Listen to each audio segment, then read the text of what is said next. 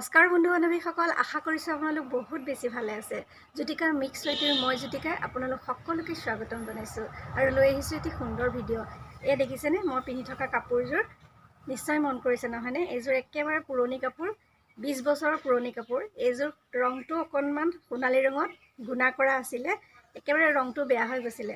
আজি আপোনালোকৰ ওচৰলৈ এটি ভিডিঅ' লৈ আহিছোঁ, কি ধৰণে পুৰণি কাপোৰ নতুন কৰি ল'লোঁ ফেব্ৰিক কৰি। আহকচোন তেন্তে ভিডিঅ'টোৰ মাজলৈ যাওঁ।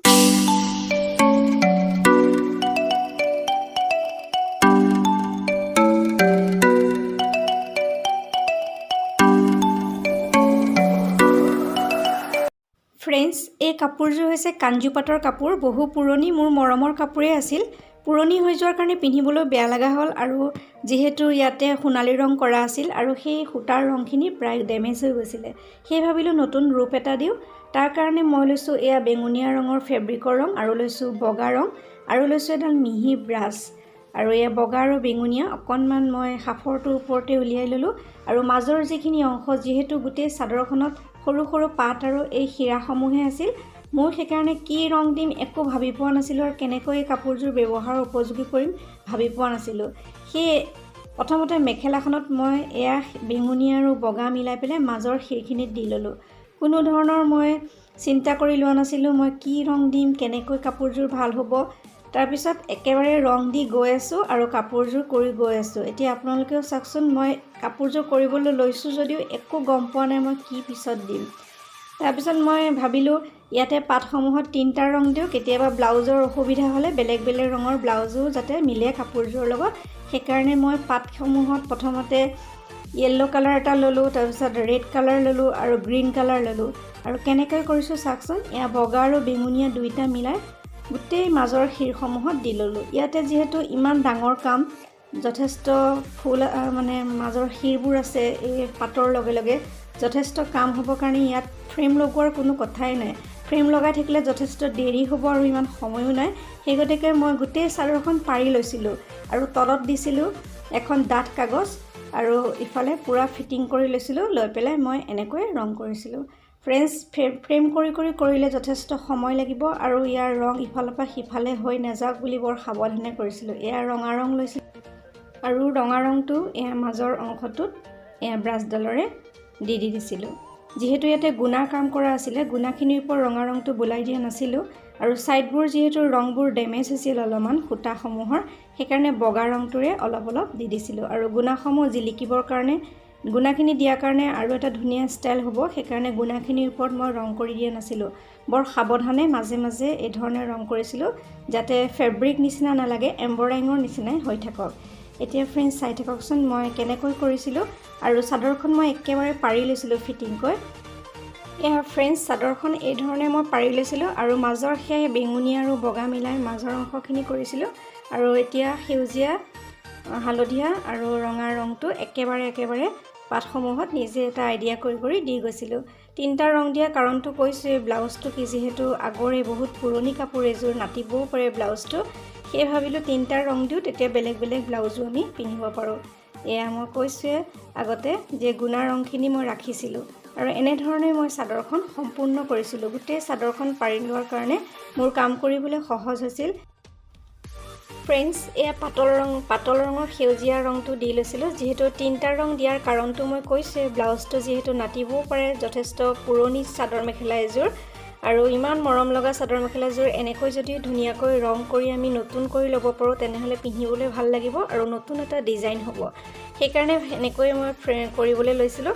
আৰু সহজ বুদ্ধি এটা দিওঁ আপোনালোকক, যদি আপোনালোকৰ হাতত 3ডাল মিহি মিহি ব্ৰাছ থাকে, তেনেহ'লে 3টা ৰঙত ব্ৰাছকেইডাল সোমাই ল'লে বাৰে বাৰে ব্ৰাছ ধুই থকাৰ প্ৰয়োজন নাথাকিব। সেইকাৰণে আপোনালোকে সেইটো সুবিধাও কৰি ল'ব পাৰে। এনেকুৱা পুৰণি চাদৰ যদি থাকে বাকচত পৰি থকাতকৈ এনেকৈ যদি অকণ নতুন লুক এটা দি কৰিব ল'ব পাৰে, তেতিয়াহ'লে আকৌ মৰম লগা ভাল লগা কাপোৰযোৰ আপোনালোকে আকৌ পিন্ধিব পাৰে। সেইটো উদ্দেশ্য লৈয়ে আজি এই ভিডিঅ'টো আপোনালোকলৈ আগবঢ়ালোঁ। এনেকৈ ফেব্ৰিকৰ ৰং এম্ব্ৰইডাৰিঙৰ নিচিনাকৈ দি লৈও আপোনালোকে পিন্ধিব পাৰে বুলি মই আপোনালোকৰ ওচৰলৈ ভিডিঅ'টো লৈ আহিছোঁ। তেনেহ'লে স্ক্ৰিপ্ট নকৰাকৈ ভিডিঅ'টো চাওকচোন, কাপোৰযোৰ শেষত কেনেকুৱা লাগে, আৰু কমেণ্ট কৰিবলৈ নাপাহৰিব।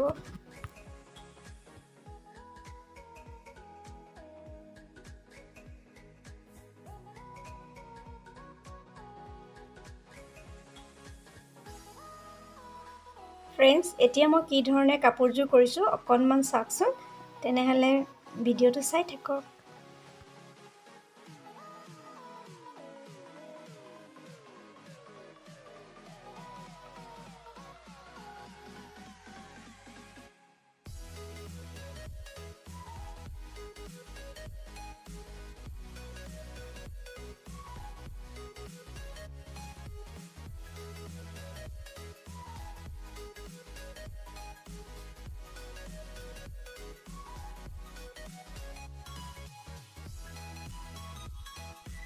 ফ্ৰেণ্ডছ, এইদৰে মিহি ব্ৰাছ এডাল দি পেলাই কাষত বগা বগাকৈ দিলে আৰু অকণ উজ্জ্বল হ'ব কালাৰটো, আৰু মাজে মাজে অকণমান ক'লা ৰং অকণ দিব পাৰে। মই মেখেলাখনত কৰি দেখুৱাইছিলোঁ প্ৰথমতে, কিন্তু মই পিছত আৰু অকণমান কাম আছে চাদৰ মেখেলাযোৰত, এতিয়াও সম্পূৰ্ণ হোৱা নাই, কৰিম পিছত।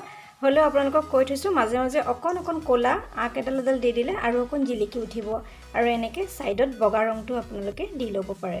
এতিয়া চাই থাকক।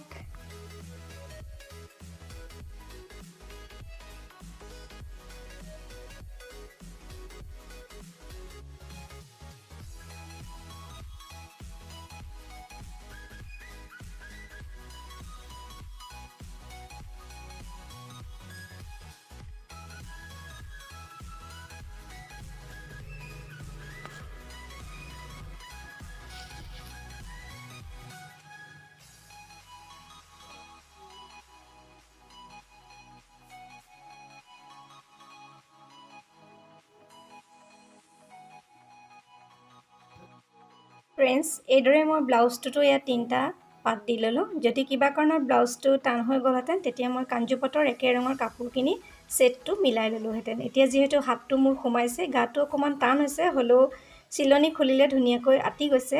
এই ধৰণে মই ব্লাউজটো ৰেডি কৰি ল'লোঁ। মোৰ সম্পূৰ্ণ হৈ গ'ল কাপোৰযোৰ, এয়া চাওক। এতিয়া পিন্ধাৰ সময়ত আপোনালোকে নিশ্চয় দেখিছিলে, প্ৰথমতে মই দেখুৱাইছোঁৱেই পিন্ধি পেলাই। এয়া আমাৰ সম্পূৰ্ণ চাদৰ মেখেলা এযোৰ ৰেডি হৈ গ'ল।